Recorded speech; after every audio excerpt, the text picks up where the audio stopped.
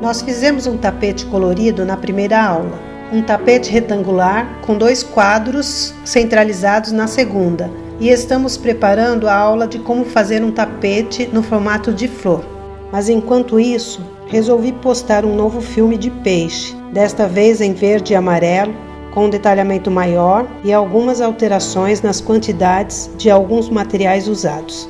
Vamos então utilizar os seguintes materiais: tesoura, 2 tecidos no tamanho de 73 por 53 centímetros, aproximadamente 50 tiras medindo 4 centímetros de largura por 1 metro de comprimento, 270 círculos para a cabeça do peixe, 380 círculos para o preenchimento da cauda, máquina de costura, agulha, linha na cor das tiras.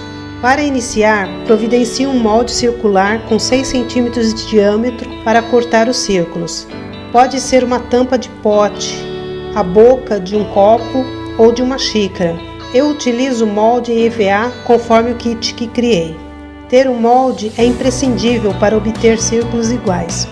Quanto à cor, eu utilizo 3 cores para as tiras e 2 delas para os círculos, mas é possível fazer o peixe em uma cor só. Divida então as quantidades de acordo com a cor que escolher. Após cortar os círculos, corte também os 2 tecidos no molde do peixe. Como fazer este molde você pode aprender pegando as dicas da minha primeira aula ou ver as fotos no meu Facebook, Eliana Flores. Já com os tecidos cortados, iniciamos o preenchimento de um deles, fazendo a espinha dorsal do peixe. A primeira fileira vai do início do corpo ao final da cauda. As outras vão do início do corpo ao término da cabeça, permeando os 2 extremos. Assim formamos o corpo do peixe. Eu utilizo 2 colunas juntas de cada cor, para que o peixe fique bem colorido, mas isto fica a seu critério, dependendo das tiras que possui ou do efeito que deseja obter. Aqui no caso, coloco uma fileira antes e uma depois da espinha dorsal com a mesma cor, e então começo a incluir as outras cores. Como o corpo do peixe tem um formato arredondado, pode ser que você prefira, ao se aproximar do término do preenchimento, costurar a última coluna primeiro e depois preencher as lacunas. Esse é o efeito que temos ao preencher todo o corpo. Agora vamos nos ocupar da cabeça. Para preenchermos a parte da cabeça, dobramos os círculos ao meio e mais uma vez. Esse formato de preenchimento dá um efeito diferenciado ao peixe e sugere a aparência de escamas. Colocamos então os círculos dobrados um sobre o outro. Eu posiciono a máquina de costura no término da cabeça, junto ao corpo, e do início vou encaixando os círculos enfileirados para depois costurar. A primeira fileira inicia-se no centro da cabeça e depois se preenche os 2 lados, pois essa coluna dará o parâmetro da sequência de cores. Se preferir, você pode alinhavar antes de costurar. Posicione os biquinhos para a ponta. O outro lado também dá um efeito parecido. Procure costurar sempre ao centro, mirando nos biquinhos. As demais colunas são mais fáceis de seguir, pois você pode dar uma levantada na costura anterior e ir encaixando a nova fileira logo abaixo. A costura anterior ajuda a manter os círculos no lugar para serem costurados, e assim uma coluna ficará bem próxima da outra. Bem ao final deste preenchimento, eu costumo antecipar a última coluna para delimitar o término do risco, visto ser também arredondado. Só depois eu termino o preenchimento, mas faça isto somente no finalzinho, pois quanto mais espaço livre você tiver para a máquina trabalhar, é melhor. Terminando um dos lados, iniciamos o preenchimento do outro, seguindo os mesmos passos. E quando terminamos, preenchemos a lacuna que fica entre o corpo e a cabeça com uma tira da mesma cor da espinha dorsal. Assim, concluímos também o preenchimento da cabeça. E agora nos ocuparemos da cauda.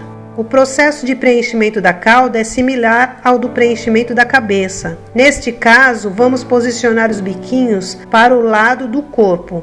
Assim, o efeito aberto dará uma ideia de amplitude. Procure respeitar os riscos da cauda, pois a diminuição ao centro e a ampliação dos lados é que darão beleza ao formato do peixe no término do tapete. Costuramos um lado e depois o outro, e então preenchemos a lacuna entre o corpo e a cauda dos dois lados com tiras da mesma cor da espinha dorsal. Assim terminamos o preenchimento do nosso tapete. Este é o momento em que colocamos o botão como se fosse o olho do peixe. Coloque o botão na cabeça, junto ao corpo, centralizado, e então costure com linha e agulha. Agora passaremos ao fechamento do tapete. Pegue o outro tecido riscado destinado ao forro do tapete e junte direito com direito.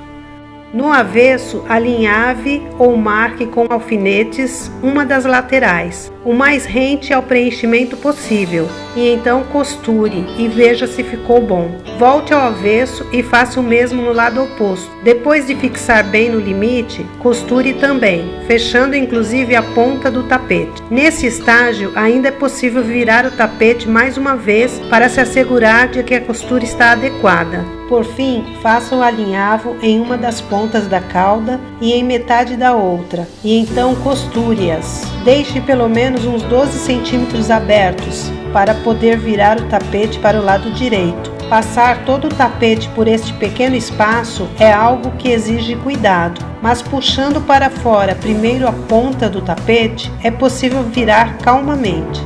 Deixamos pouco espaço em aberto porque esta parte terá que ser fechada com agulha de mão. Após virar o tapete, então, dobre cuidadosamente o forro e com a agulha feche a fresta. Procure fazer uma costura o mais discreta possível para não aparecer. E eis o nosso tapete finalizado. Veja outras aulas ou contate-nos. Eu sou Eliana e meu Facebook Eliana Flores.